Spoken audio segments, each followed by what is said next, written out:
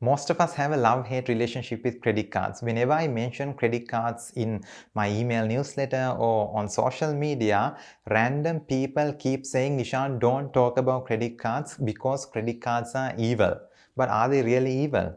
I don't think so. In fact, I believe that credit cards are one of the best financial tools that are out there. The problem is, majority of us, we don't know how to use credit cards because nobody really taught us. I remember the first time when I got my credit card, this was soon after I graduated from university.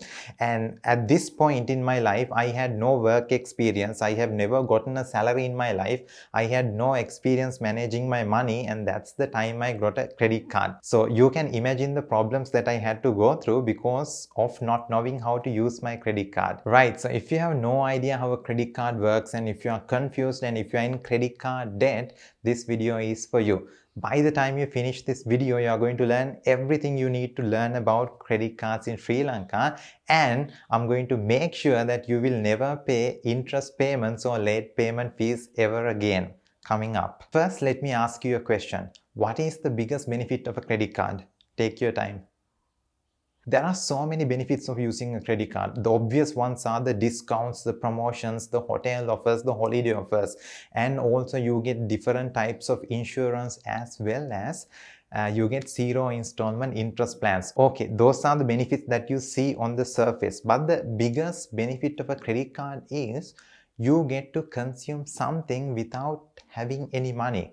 Let me repeat, you get to consume without having any money. You can walk into a restaurant and you can buy something without actually having any money. So this is the biggest benefit of a credit card. You are going to get a short-term loan, and if you make sure to pay the amount before the due date, if you make sure to pay the outstanding amount before the due date, there's no interest. So basically you get a free short-term loan, and that's the biggest benefit of a credit card. Now, if you are a person who makes sure that you pay your outstanding balance before the due date, you don't even have to watch this video. No, that was a joke. Just keep watching. If you pay your outstanding balance before the due date, you don't have to pay any interest. So the banks are not going to get any interest. So you might be wondering, what's in it for banks? Well, that's why they charge an annual fee. Whenever you get a credit card from a bank, they are going to charge an annual fee because they offer you a free card as well as a short-term credit facility. That's how a credit card works. But banks also know that most of us, the majority, we are going to miss our due dates.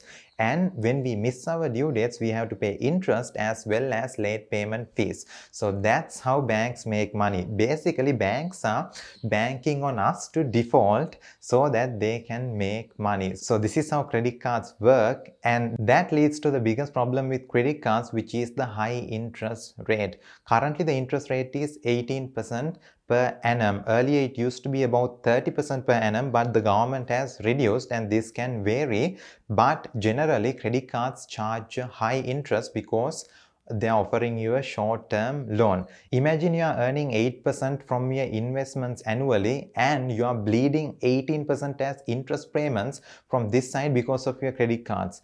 This is the problem with credit cards. If you don't set off the outstanding balance before the due date, you'll have to pay a high interest charge, and this is also the problem for most of us. Right, now that you know the biggest benefit of a credit card as well as the biggest problem of a credit card, there are a couple of things that you need to pay attention to understand how a credit card works. Let's learn them by looking at an actual credit card statement.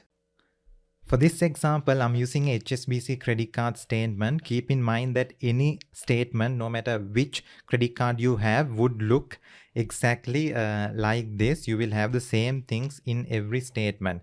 The first thing you need to pay attention to is your statement date. If you have no idea what your statement date, call your credit card company and ask what the statement date is. This is the date when you get the statement. In this example, in this credit card, the statement date is 20th of December. Usually it's going to be the same statement date in each month. So as you can see in this statement, the statement is from 19th of November to 20th of December. So the transactions that you see in this statement are from 19th of November until 20th of December. The next thing that you need to pay attention to is the total due amount, the total statement due amount. In this example, the due amount is 44,104 rupees. The next thing that you need to pay attention to is the payment due date. According to this statement, you need to pay off the total due amount before 11th of January. Usually, the due date will be close to 20 days after the statement is generated. In this example, as you can see, the statement was generated on 20th and 11th of January is 20 days after the statement date. So this is how it works.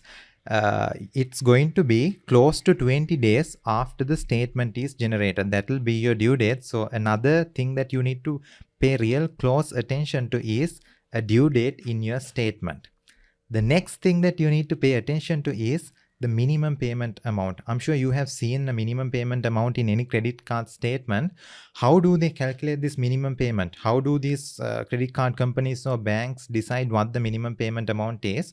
Usually, the minimum payment amount in Sri Lanka is 2.5% from the total due amount. So if you calculate 2.5% from 44,104 rupees, you will get this number. So that's how credit card companies calculate the minimum payment in most banks as far as I know. The final thing that you need to pay attention to is the difference between the total outstanding amount in the statement versus the total outstanding amount in your account. Now, some of you may have online access to your credit card account and you might see a difference in the statement balance versus your account balance. It's because in your statement, you are going to find only the transactions which are from 19th of November to 20th of December. You will see only those transactions, whereas there may be other transactions that you do after 20th. Those will be there in your online bank account under unbilled transactions. Keep in mind that you don't have to set off those unbilled transactions. They will appear in your next statement. All you have to worry about is the statement outstanding balance, not the total outstanding balance in your account. So that's all you need to keep in mind. You need to pay off the total due payment in your statement. So whatever the total outstanding balance in your statement, you need to pay off that amount before the due date. If you are wondering what to do with the minimum payment, don't worry, I'm going to discuss that later. Right, now that you know how a credit card works, I'm going to teach you how the credit card interest is calculated. Now, this is something that is really confusing, and even if you talk to a credit card company, they will send you a complex algorithm that most of us would not understand. So let me simplify and show you how credit card interest works. Let's jump into my computer. In this example, let's assume that you are buying a phone for 100,000 rupees with your credit card and your statement date is 20th of every month, right? So when you buy a phone using your credit card, the next statement date, let's assume that you don't have any prior transactions, so your opening balance will be 0 and your transaction, the phone transaction, buying your phone, that transaction will appear as 100,000 in your next statement, and your closing balance, this is the statement balance, is also going to be 100,000. Then you are going to see the due date in your statement. In this example, the due date is 10th of next month. So you need to pay off the entire closing balance, so the entire statement balance before the due date. If not, they are going to charge interest in the next statement.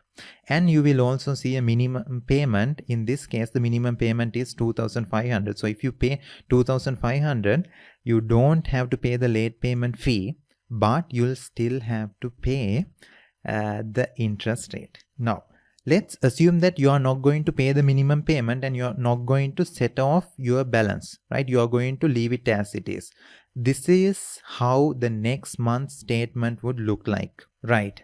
Now, you didn't pay off your outstanding balance and you didn't even pay your minimum payment. Then your opening balance will be your last month's closing balance, which is going to be 100,000 rupees. And they are going to charge interest because you didn't pay the entire outstanding statement balance. So interest charge will be 1,500 rupees. As you can see, the opening balance is multiplied by 1.5% monthly interest. Then, since you didn't even pay the minimum payment amount, they are going to charge a late payment fee of 1,200. Now, the late payment fee depends on the bank or your credit card, but usually it hovers around 900 to 1,000 to 1,200, and your closing balance will be 102,700 rupees. And again, you will see the due date, which is in this example 10th of next month. So you need to pay the entire outstanding balance, that is the closing balance, to get away or to escape interest payment fees. And you will find the minimum payment also. Again, the minimum payment is calculated as 2.5% from your closing balance. So this is how interest is calculated in a credit card. One of the mistakes that most of us do when we are using credit cards is we only pay the minimum payment amount. I feel like credit cards or banks have introduced this minimum payment just to trick us. When we go through a statement and when we see the minimum payment amount, we think, okay, it's the minimum payment amount, this is all I have to pay, and we just pay the minimum payment amount. When you pay the minimum payment amount, you can get away from the late payment fees, but you still have to pay interest. This is something that most of us have no idea about. We still pay interest even if we pay the minimum payment amount. So this is why I call this the minimum payment mafia. Let me show you an example. In this example, let's look at a scenario where you only pay the minimum payment amount. So you buy a phone for 100,000 rupees with your credit card, and you only pay the minimum payment before due date, right? So this is how your statement would look like. Your opening balance will be 0, provided that there are no previous transactions. Then your transaction, buying your phone, it will appear as 100,000 and the closing balance will be 100,000. Then you will find the due date as 10th of next month. That's the date before you need to settle your entire closing balance, statement closing balance, and your minimum payment will be 2,500. Let's assume that you only pay the minimum payment of 2,500 before the due date. This is how the next statement would look like. Right. So as the opening balance, you will have last month's closing balance, which is 100,000 rupees. Then you will find your minimum payment of 2,500 rupees. This is the amount you paid before the due date. Then you will see the interest charges. Now, as I told you, when you pay your minimum payment, you can only get away from late payment fees. You cannot get away from interest charges. So they are going to charge the same interest charge for your opening balance, which is 1,500 rupees. And as your closing balance, you will find 99,000, and again you will see the due date as well as the minimum payment amount for this statement. If we take our previous example and if we assume that you are going to pay only the minimum payment amount each month, this is how it will look like. Now this is a credit card minimum payment calculator. You will find the link in the description so that you can do the calculation for yourself. Let's input the details. The credit card outstanding balance is 100,000. Ignore the dollar sign. Consider this as LKR, and you need to add the credit card annual interest. Now in our example, the annual interest rate is 18%, and you need to add the minimum payment. This depends on how your credit card calculates, but if you take Sri Lanka, average minimum payment is 2.5 from the outstanding balance. So according to our example, your monthly payment is going to be, the minimum payment is going to be 2,500, and the total amount, if you only pay the minimum payment, the total amount you have to pay to set off this entire payment is 246,000 rupees. But here's the crazy part. It will take you more than 30 plus years. If you only pay the minimum payment amount in your each statement, it will take more than 30 plus years just to set off 100,000 payment. Feels like, you can't believe this? Click view report. As you can see in this table, you get the outstanding balance of 100,000 rupees, and this is your payment, 2,500 rupees. This is from our previous example. And the interest is going to be 1,500. Remember, if you pay your minimum payment, you can only get away from late payment fees. You still have to pay the interest charges. So the principal, the amount that you pay from this outstanding balance, the actual amount is just 1,000 rupees, because the balance 1,500 rupees is paid as interest, and the closing balance will be 99,000 rupees. And this goes on like this for more than 30 years, right? So in this table you see only 120 months, but this will take more than 30 plus years if you only pay the minimum payment amount each month. This is considering that there's no annual fees, there's no additional transactions, and there's no other any type of a fee, right? So this is why it's super important that you need to pay more than your minimum payment amount. Ideally, you need to pay off your entire statement outstanding balance, but if you cannot do it, you need to pay more than your minimum monthly payment. Paying your minimum payment is definitely not enough. You need to pay as much as possible so that you can quickly set off your outstanding statement balance. Another transaction that is a bit confusing for most of us is installment plans. Let's say you buy a mobile, or let's say you do a transaction and you convert that to an installment plan. When you convert that to an installment plan, you only have to pay the installment amount which will appear in your next statement. You don't have to pay the entire transaction amount, just the installment payment. And if you are a person who regularly checks your statements, you will see that you have to only pay the installment amount, not the total transaction value. Right, so now you know how a credit card works. Now you have learned how credit cards calculate interest, as well as you have learned about the minimum payment mafia.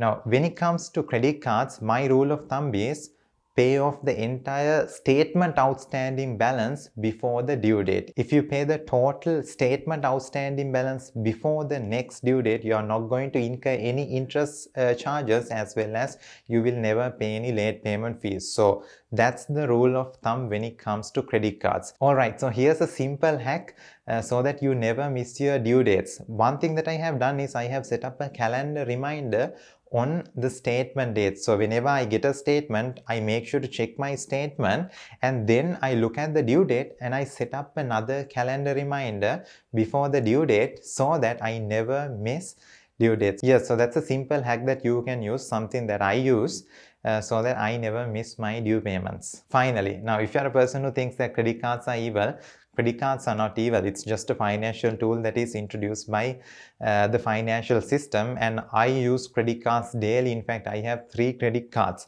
The problem for most of us is we don't know how to use credit cards, and if you don't spend more than you earn, then you'll be good to go. And if you use the hacks that I taught you in this video, you will never pay late payment fees, so you will never pay interest again. Alright, that's the end of this video. If you're new to my channel, my name is Nishan De Silva. I'm the founder of Jump.lk. Jump.lk is a website where we teach skills that are not taught in schools or universities. So if you want to learn about personal finance, practical investing, or how to start your own business, make sure to subscribe to my channel, because I'll be sharing videos just like this in the future. Now, what if you are stuck in credit card debt, and what if you cannot pay off your entire outstanding balance?